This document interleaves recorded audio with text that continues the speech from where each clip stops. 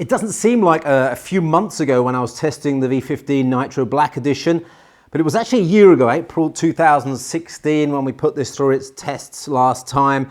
Here we are, April 2017, with the latest version of it. That's Kaby Lake, and the upgrade to the GTX 1060 GPU, which is a big step forward over the 960 in the previous version. So stay with us. I'm going to tell you about the device, and we're going to go into some gaming and performance test results. And at the end, we'll give you the roundup of the pros and cons of the Acer Aspire V15 Nitro Black Edition.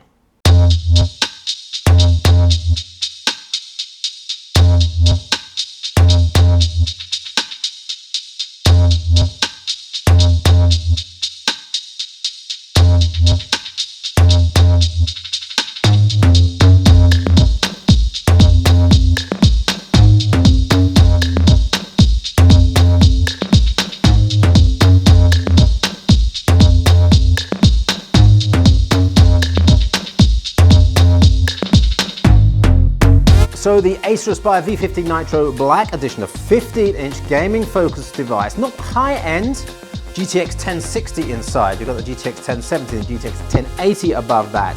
So we're looking at full HD gaming performance here. The GTX 1060 has proved itself time and time again to be a very capable full HD gaming platform. We've got an IPS screen here with full HD as well, so it's not the 4K version, so we haven't got a screen that's a little bit over specified for the graphics performance here. And you'll see in our graphics performance test later in this video how that balances out really well.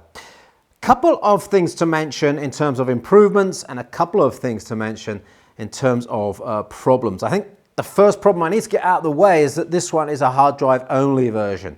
So in the show notes below, you'll see the model number I'm using, and I tell you, it is a real pain in the ass to be working with a hard drive only system. Now, fortunately, you can get versions of this with SSD, SSD plus hard drive, and you can upgrade this. So one of the good news points about this is that compared to last year's version, it's very easy now to get the back off and upgrade this. So although we've got the hard drive version and I'm complaining about that, it doesn't really rate much in the overall picture of things here, because that problem may not be in your model and will also be upgradable as well. The second issue I want to mention, and this really might affect some people, especially if you're media creators, is the SD card slot running at around 20 to 25 megabytes per second transfer speed. That is pathetic, really bad. We're calling that out as a very slow SD card reader speed. It should be 60 to 100 to be even starting to be good. Over 100 we start to get good, 150 to 200 megabytes a second. We've seen that on laptops, and there's no reason why this card reader should be just running at 20 to 25 megabytes per second. So the other upgrade you've got here is Kaby Lake over Skylake. Well, although the processor performance isn't that huge, the battery life or efficiency improvements aren't that huge. With the Thunderbolt port here, you're going to get full speeds out of it because we've got a better controller in this version than in the previous version. So you're going to get full speed USB 3.1 Rev 2 out of this plus Thunderbolt. So that's a really nice advantage for Kaby Lake and the Thunderbolt USB-C port here. Let's take a little look at a couple of the ports that have changed as well. So there's two USB 3s, but look here, you've got two audio in-out ports here. One of them is a microphone input, the other one a headset port and SPDIF digital output as well. So that is a big advantage over the last model, which had just the headset output. On the other side, not much has changed. You've got the gigabit Ethernet port, the HDMI, USB-C, there's USB-C, and another USB port, so you've got plenty of USBs, but you won't see a display port here, so you're stuck with HDMI plus your Thunderbolt. So for most people that's going to be okay. If you've got a display port only, or if you're interested in display port display linking, display chaining, then the lack of display port might affect your choice here. Keyboard is really nice. There's a backlight here. You'll notice on the touchpad, if I just lift that up, we've now got an integrated fingerprint reader on that. So that's going to help with Windows Hello logging. That's a nice feature to have. We're seeing that on more and more devices as we go through 2017. So a little bit more detail about that screen. It's IPS, it's matte, it's full HD. There's a reasonable brightness on this, over 300 nits. That's kind of acceptable to us. Anything over that is acceptable. Anything towards 350 on a 15-inch screen is really quite good. 320 in the middle, we measured. We're also seeing fairly good color accuracy, a reasonable color range, 85% of sRGB. It's not too bad. We're also seeing a reasonable contrast there as well, so the black level is nice and low. So all in all, a nice rounded screen, and in fact, looking at that screen, taking it out of the box, it's fairly easy to see how much quality there is there straight out of the box.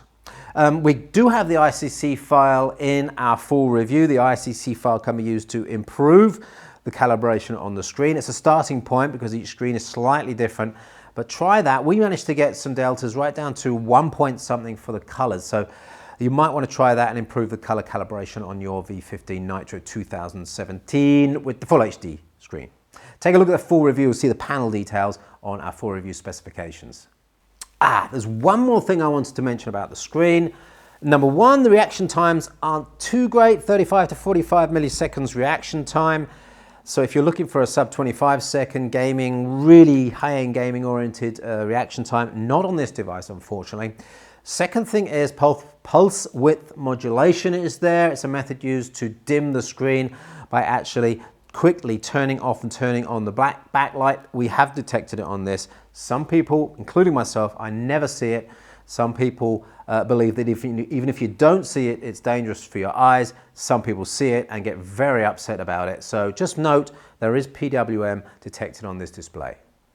So let's talk about the quad-core processor performance here. It's a Core i7-7700HQ. That's not the HK version, which is the overclockable version. We're coming in here at around 5% below the best that we've tested in this processor range.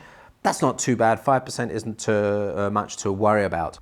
In terms of PC Mark 8, so that all-round performance figure that we used to sort of evaluate average performance across multiple use cases, we had problems. We couldn't run the PC Mark 8 score, but note in this version there's a hard drive anyway. The PC Mark score probably would have been way down. So in fact, if you're looking at something that's balanced in terms of graphics, in terms of hard drive, this needs an SSD to bring it up in that level. Right, the Asus GL502 is probably something that's going head to head with this, also with the GTX 1060. If you look at our 3D Mark scores, the GL502 was just slightly ahead. That's the one from Asus, not by much though. And then if you look at the GT62 VR, so that's with the GTX 1070, you'll see the level of performance change there. So we're getting up into 4K performance levels there and VR performance levels as well. Scores there were about 50% more than we're getting on this. But let's go through to the game results and you'll see a nice big screen of gaming test results. The trail leads up the mountain. We'll have a good view of the So here we are with a fresh Rise of the Tomb Raider here. We've got it full HD settings, no VSync and full graphics quality as well. Running the game off an SSD over the USB port. There it is there. We've got the hard drive, of course, recording as well this, and you'll see it on the screen behind me. So smooth action and really, really nice. The screen's nice. The contrast is really bringing out some great stuff in the game. Compared to, we were talking about the noise on the device earlier. You can hear a little bit of background fan noise here, but the speakers are excellent. So they're actually drowning out the fan noise quite nicely. Bit of screen ripping because we haven't got the VSync on there, but everything looking really good, really good. 50 to 60 frames per second, full settings, full HD. That's an excellent score. So that nice green screen there means that with full HD resolutions, you'll be able to push up the graphics quality settings to the highest levels in almost every case. There's one there that didn't quite reach 30 frames per second, but for most of your gaming, you'll be able to get to high and very high graphics settings for full HD screen resolution, which is great gaming basically. While you're gaming, if you've got headphones on, the noise doesn't really matter, the fan noise, etc. But if you're media creating and you haven't got headphones on or you're gaming without headphones, It's important to know that this is actually quite a quiet device, relatively quiet. It gets up to about 49 dBA, which is something you'll hear, but it's not up over the 50 dBA mark, which we've seen on some devices recently. 50 to 55, it starts to get a little bit annoying. So good marks on the noise for this. Heat, yeah, a little bit of heat around here. 51.9 under our load test. In fact, we got a little bit more under a Witcher 3 gaming test. So a little bit of heat coming through here. That is probably the trade-off for the slightly quieter fan noise. Now about the loudspeakers inside, 4 speakers in this, and the sound quality is great. Not only the quality, but the loudness of it as well. It reaches good levels. Compared to the GL502, actually a little bit better. So good marks for the internal speakers on this Aspire V15 Nitro. So a quick word on the weight and the battery life here. 2.5 kilos, that's not bad at all for this sort of package, especially when you consider it's got a GTX 1060 inside and nearly a 70 watt-hour battery that's bringing you 6 hours of Wi-Fi performance and over 2 hours of gaming performance. That is really, really good. Top marks to Acer for that sort of mobile aspect of this gaming laptop. It's time to run down the pros and cons now then. Let's talk about the pros. Great screen, you've got accessibility here, you've got a good level of ports, it's fairly quiet, certainly silent in the mode we're using it in right now, which is basically sort of almost standby mode, but the screen is on. There are a few others like USB-C performance improvements. There's a good microphone as well built into this. Oh, and good speakers as well. On the negative side, the SD card reader is terrible. In this version, the hard drive version, don't do that one. And also a little bit of wobble on that screen. We've seen slightly better screens in terms of wobble there. But overall, pretty good. That's why we gave it 86%. It's not in the very, very good category. Certainly that hard drive took it down a couple of notches, and the USB-C card reader took it down a couple of points as well, I suspect. But 86% is good, and I'm sure you'll find a way to upgrade this with an SSD. And in fact, what I'll do after this video is I'll get the back off and just try and show you inside so you know how to get the back off and how to upgrade to SSD. That is it. Thank you for watching. That's the 2017 edition. That's the Kaby Lake GTX 1060 edition of the Acer Aspire V15 Nitro Black Edition. Thanks for watching. If you got anything out of this, don't forget to subscribe and thumbs up to the video, and we'll see you in the next one.